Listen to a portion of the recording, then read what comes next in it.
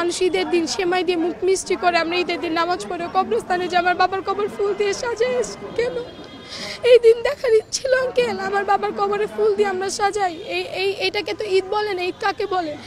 পরিবার নিয়ে একটা সেমাইকে ঈদ করবে। আমাদের বাসায় ওই ঈদ নাই।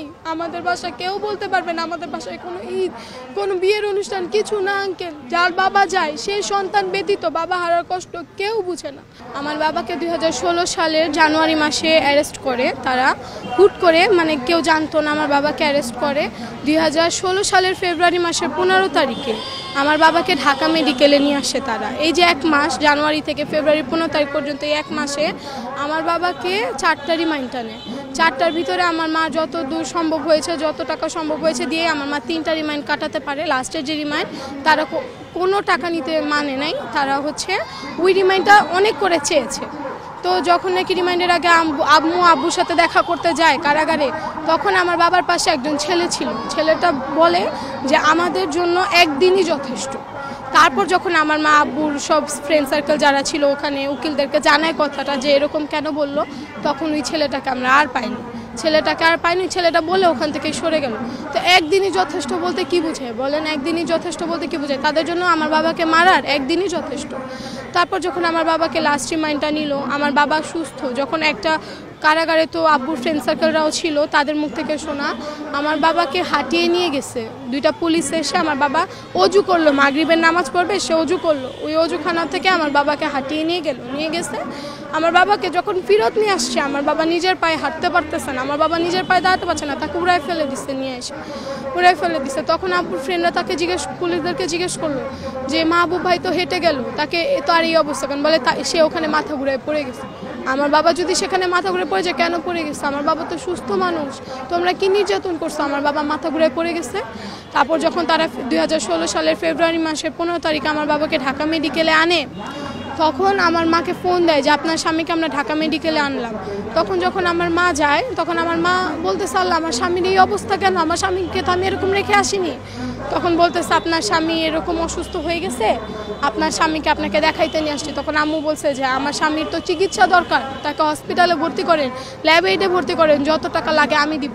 তখন তারা বলে আপনার স্বামীকে তো আমরা চিকিৎসা দিতে আনিনি, আপনার স্বামীকে আমরা আপনাকে দেখাইতে নিয়ে আসছি। তখন আমার মা বলে আচ্ছা আপনারা ঢাকা মেডিকেলেই তাহলে ভর্তি করেন। পুলিশরা টাকা নেয় আমার মা থেকে, টাকার বিনিময়ে আমার বাবাকে ঢাকা মেডিকেলে ভর্তি করে, কিন্তু আমার বাবাকে কোনো চিকিৎসা দেয়নি।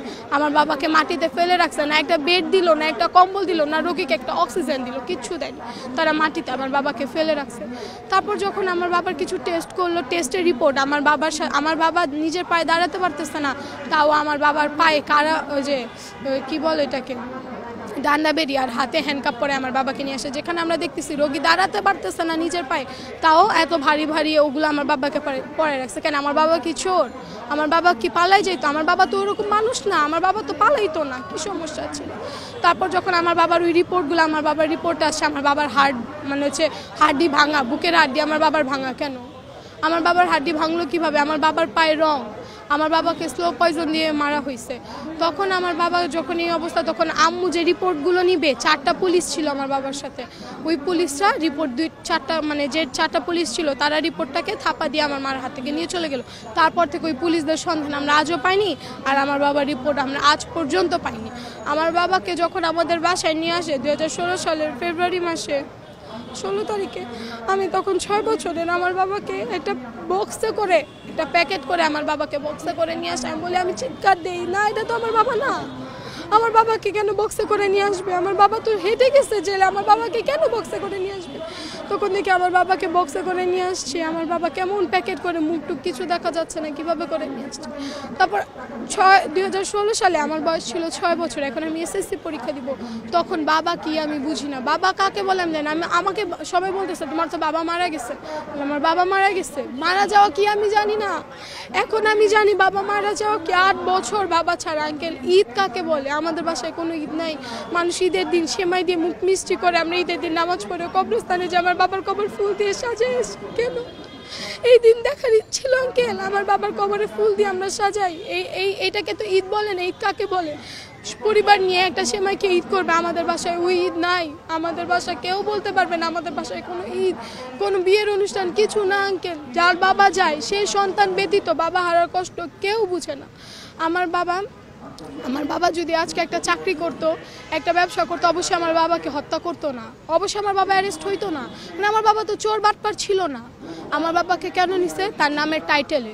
সে একজন বিএনপি 23 নম্বর ওয়ার্ডের নেতা ছিল। বিএনপি করা তো আঙ্কেল অন্যায় না?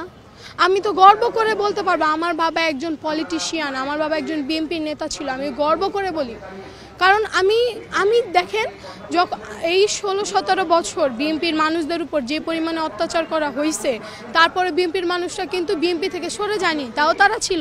আর আওয়ামী লীগ কই এখন? এই কয়দিনেই তো ওদের নামই ভ্যানিশ হয়ে গেল, তাদের তো অস্তিত্বই নাই। আমাদের এলাকায় যারা আওয়ামী লীগ করতো তারাও নাকি এখন বিএনপি, তারা শুনি তারাও নাকি এখন বিএনপি। আমার বাবা মারা গেছে 8 বছর। 8 বছরে আমি আমার পরিবার যা ফেস করেছি সেটা ভাষায় প্রকাশ করার মতো না। আমার বাবাকে না পেলে আমাদের বাসায় আমার 2 ভাইকে অ্যারেস্ট করতে আসতো। আমার না পারতে আমার বড় ভাইকে আমার মা বাহিরেও পাঠিয়ে দেয় যে আমার ছেলে থাকবেও না, এত কথা না। তারপরও তারা আমার বাবাকে যেভাবে হত্যা করেছে, আমার বাবা 2000 যখন আমার বাবাকে কোর্টে উঠায়, তখন আমি আমার বাবাকে ইলিশ মাছ দিয়ে ডাল ভাত খাওয়াই দিই নিজ হাতে। তখন আমি 6 বছরের, কি বুঝি? আমার বাবাকে আমি ভাত খাওয়াই দিই, সেই মেয়ে আমি এখন ইলিশ মাছ কি আমি ধৈর্য বলতে পারবো? আমি ইলিশ মাছ খাই না আঙ্কেল, ইলিশ মাছ কেন খাবো? তখন তো আমার চোখে নিচু। ওই দিনটা পরে কিভাবে করে আমি আমার বাবাকে খাওয়াই দিছি ইলিশ মাছ দিয়ে ডাল ভাত। আমি এখনও খাইনি আমার বাবার কথা মনে করে। একটা বাবা হারা সন্তানের কষ্ট একটা সন্তান ব্যতীত কেউ বুঝে নেই। 8 বছর আমার উপর, আমার পরিবারের উপর একটা বাবা ছাড়া সংসার চলতে অনেক কষ্ট। কারণ যে ইনকাম করে সেই তো নাই। তো আমি অবশ্যই সকলের কাছে বিচার চাবো। আমার বাবা মারা যাওয়ার 8 বছর ধরে আপনাদের সকলের সাথে আছি, মায়ের ডাকের সাথে আছি, মিথ্যা বলবো না। বিএনপি থেকে আমাদের যথেষ্ট খোঁজ খবর নেওয়া হয়, আমাদের ফোন দেওয়া হয়, ঈদ আসলে আমাদের খোঁজ খবর নেয়। কিন্তু আঙ্কেল যতই খোঁজ খবর নেই, যতই টাকা দেখ, বাবার মূল্যটা কিন্তু আমরা পাচ্ছি না। বাবাকে তো আর ফিরে পাচ্ছি না। আমরা চাবো আমার বাবার নির্মম হত্যার বিচার। 8 বছর ধরে যখন চেয়ে আসছি, আশা করি এখন পাবো। এখনও চাই আমার বাবার হত্যার বিচার।